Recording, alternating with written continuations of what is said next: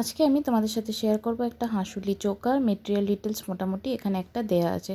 সবার আগে তোমরা একটা কার্ডবোর্ডের শক্ত পিস নিয়ে নেবে, বরফি শেপে 7 সেন্টিমিটার ইচ সাইড কেটে নেবে, আর সেটাকে ফেভিক্রিলের ফেব্রিক গ্লুর সাহায্যে কালো সুতির কাপড় দিয়ে মুড়ে নেবে। সাইডগুলো ছোট ছোট করে কেটে নেবে আর ভালো করে মুড়ে নেবে, যাতে কোনোভাবে কোনো পাশটা কোনো এক্সট্রা কাপড় না থাকে আর নিট অ্যান্ড ক্লিনভাবে চারিদিকটা মোড়া হয়ে যায়। আর এই বোর্ডগুলো তোমরা যে কোনো পিচ বোর্ডেও ইউজ করতে পারো। আর এখানে আমি ফেভিকল ইউজ করেছি জুট রোপের জন্য।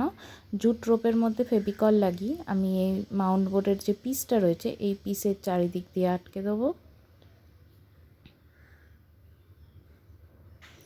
এটাকে আমি কেটে নেব, আর কেটে নেওয়ার পরে আমি এখানে একটা 4 সেন্টিমিটারের জুটের সার্কেল বসিয়ে দেবো মাঝ বরাবর। হোয়াইট অ্যাক্রিলিক কালার নিয়েছি আমি এখানে ফেভিক্রিলের, আর তাই দিয়ে এরকম লম্বা লম্বা করে আমি এখানে কিছু লাইনস ড্র করব, পুরো গোল করে চারিদিকে দিয়ে দেবো। তোমরা চাইলে অন্য যে কোনো প্যাটার্ন করতে পারো, ডটস দিতে পারো, যেরকম ইচ্ছা সেরকম করতে পারো। আর একটা করি আমি এখানে গ্লু অ্যাপ্লাই করে মাঝে বসিয়ে দেবো। এটা আমার রেডি হয়ে গেছে আর এটা শুকিয়েও গেছে।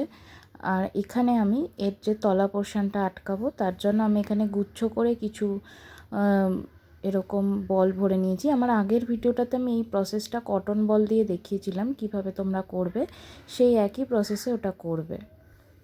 আর ঝুমকো মোড়ারও প্রসেস আমার আগে দেখানো আছে। এখানে আমি এটাকে আটকে নেবো সেলাই করে, আর একটা এরকম ছোট্ট পুঁথি আমি এখানে ভরে নিচ্ছি যাতে সুতোটা বেরিয়ে না যায়, পুঁথিটাতে জিনিসটা আটকে থাকে। আর এটাকে আবার একই পথে আমি ফেরত নিয়ে যাব ওপর দিকে, কিন্তু পুরোটাকে আমি টাইট করে আটকাবো না।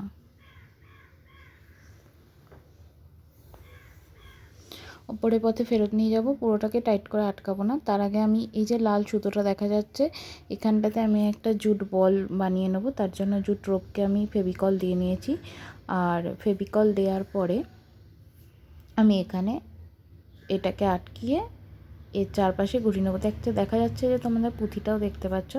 এই টোটাল জিনিসটা এরকমভাবে রাখলে ফিনিশিংটা খুবই বাজে দেখতে লাগবে, তাই এর একটা জুট বল বানিয়ে নেওয়া খুব দরকার। তোমাদের কাছে রেডিমেড যদি জুট বল থাকে যেটা এর মধ্যে ঢুকে যাবে সেটা করতে পারো, অথবা এইভাবেও বানিয়ে নিতে পারো। শেষ করার জন্য ফেভিকল দিয়ে দেবে, এবং লাস্টে যখন পুরো কমপ্লিট হয়ে যাবে তখন ঝুমকার ভেতরটাতেও একবার ফেভিকল অ্যাপ্লাই করে দেবে বা যে কোনো গ্লু অ্যাপ্লাই করে দেবে। আমার এটা হয়ে গেছে। এরপরে টোটাল জিনিসটাকে আমি সেলাই করে নেবো টাইট করে, যাতে তলাতে সুন্দরভাবে এটা ঝুলে যায়। সেলাই করার জন্য যে প্রসেস আমি প্রত্যেকবার করি সেই প্রসেসই করব। পুরোটাই করা হয়ে গেছিলো, শুধু গিটটাই মারবো।